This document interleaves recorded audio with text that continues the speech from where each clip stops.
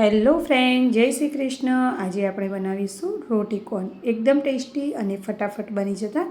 તો તેના માટે અત્યારે આપણે 3 નંગ જેટલા બટેકાને બાફીને લીધેલા છે, તેને આપણે છીણી લીધેલા છે। તેની અંદર આપણે દળેલી ખાંડ એડ કરીશું અને સાથે જ આપણે રેગ્યુલર મસાલા અંદર એડ કરીશું, જેમ કે મીઠું, મરચું, થોડો હળદર પાવડર એડ કરીશું અને સાથે જ આપણે તેની અંદર લીલા મરચાં અને કોથમીર પણ એડ કરીશું।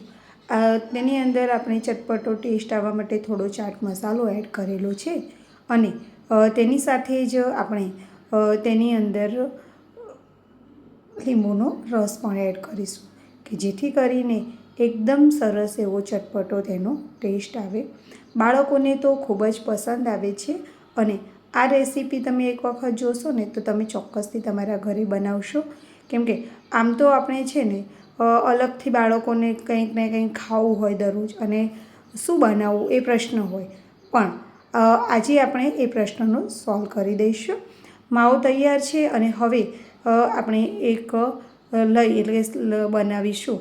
જે ઘઉંનો લોટ છે તે જ લીધેલો છે, તેની અંદર પાણી એડ કરી અને આ રીતે લઈ બનાવી લઈશું। હવે જે આપણે ઘણી વખત છે ને રોટલી બનાવીએ તો થોડી પડી જ રહે તો, અને બાળકોને આ રોટલી ફરીથી ખાવી નથી હોતી, તો આપણે એ જ રોટલીનો ઉપયોગ કરી અને આજે સરસ મજાના એવા કોર્ન તૈયાર કરી દઈશું કે જેથી કરીને આ રોટલી પણ વપરાઈ જશે અને બાળકોને કંઈક નવું અને ગરમ એવો નાસ્તો પણ બને અને તૈયાર થઈ જશે। તો આ રીતે થોડી લઈ લગાવી લઈશું। પહેલાં રોટલીને આપણે 4 પીસમાં કટ કરી અને આ રીતે કોર્ન શેપ આપી અને લઈ લગાવી અને આ રીતે ચીપકાવી દઈશું। સરસ એવો રોલ બની અને તૈયાર થઈ ગયો છે। તો આ જ રીતે આપણા બધા જ રોલ આપણે બનાવી અને તૈયાર કરી લેવાના છે। એકદમ સિમ્પલ જ છે આ રેસીપી, ફટાફટ બની જાય એવી છે। આ દેખો આપણા રોલ બની અને તૈયાર થઈ ગયેલા છે। હવે આજે આપણે રોટલીના કોર્ન બનાવ્યા ને તેની અંદર જ જે આપણે બટાકાના માવાનું જે સ્ટફિંગ બનાવ્યું છે તે એડ કરવા। આમાં તમે ડુંગળી પણ નાખી શકો અને બીજા વેજીટેબલ નાખવા હોય તો પણ નાખી શકો। આ રીતે અત્યારે મેં એકદમ સિમ્પલ જ આ રોટી કોર્ન બનાવી અને તૈયાર કરેલા છે। તમે જુઓ એકદમ ઇઝીલી આ બની અને તૈયાર થઈ જશે। આની અંદર જેટલું માય એટલું અંદર સ્ટફિંગ એડ કરીશું અને આ રીતે બધા જ આપણા જે કોર્ન છે તેને બનાવી અને તૈયાર કરી લઈશું। એકદમ ઇઝી અને નાના બાળકોનેથી લઈને મોટાઓને બધાને જ પસંદ આવે એવા આપણે આ રોટી કોર્ન બનાવવાના છીએ। આપણે તેલને ગરમ થવા મૂકી દીધેલું છે।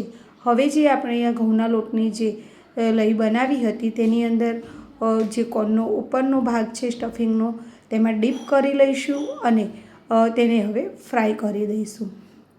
એકદમ સરસ એવા ક્રિસ્પી આ ફ્રાય થઈ અને તૈયાર થઈ જશે અને તેનો ટેસ્ટ પણ ખૂબ જ સરસ આવશે। આ રીતે લઈમાં ડીપ કરવાથી એક જ વસ્તુ છે કે જે આપણે આમ કરીએ કે તેલમાં અંદર આ રોટલીના કોર્ન મૂકીએ ને તો અંદર સ્ટફિંગ બધું બહાર નીકળી જાય। તો આ રીતે બનાવીએ ને તો સ્ટફિંગ પણ બહાર નીકળતું નથી અને સરસ એવા બની અને તૈયાર થઈ જાય છે।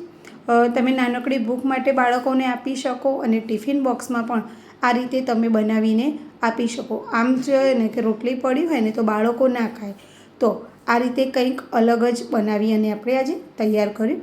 તમે જો આપણા બધા જ સરસ એવા ક્રિસ્પી એવા રોટી કોર્ન બની અને તૈયાર થઈ ગયેલા છે। એકદમ અંદરથી માવો પણ એટલો ટેસ્ટી અને ઉપરથી રોટલી એકદમ ક્રિસ્પી, તો બાળકોને મજા જ આવી જાય। તેને હવે આપણે ગાર્નિશ કરીશું તો ટોમેટો કેચઅપ લીધેલો છે, આ સ્વીટ ટોમેટો કેચઅપ લીધો છે અને તેની સાથે જ આપણે તેને સેવની અંદર ડીપ કરીશું। તો જો એકદમ સરસ એવું દેખાવમાં ખૂબ જ સરસ લાગી રહ્યું હોય એટલે બાળકોને તો ખાવાની મજા જ આવી જાય અને તમને એમને ટિફિન બોક્સમાં પણ આપો ને તો રોટલી એકદમ ક્રિસ્પી હોય છે અને ઉપરનું સ્ટફિંગ પણ નીકળે નહીં, આપણે લઈથી તેને પ્રોપર સીલ કરેલું છે એટલે તો સરસ એવી મજા આવી જાય અને બાળકોને તો આવો કંઈક નાસ્તો મળે ને તો જ પસંદ આવે। સચીના કિચનમાં આવી રહેલા વિડીયો તમને કેવા લાગે છે તે કોમેન્ટ કરીને જરૂરથી જણાવજો અને મારા વિડીયો તમને થોડા પણ ગમતા હોય ને તો તેને લાઈક અને શેર કરવાનું બિલકુલ પણ ના ભૂલતા। તમે જોઈ શકો છો કે એકદમ સરસ એવા આપણે બધા જ રોટીકોન બનાવી અને તૈયાર કરી દીધેલા છે.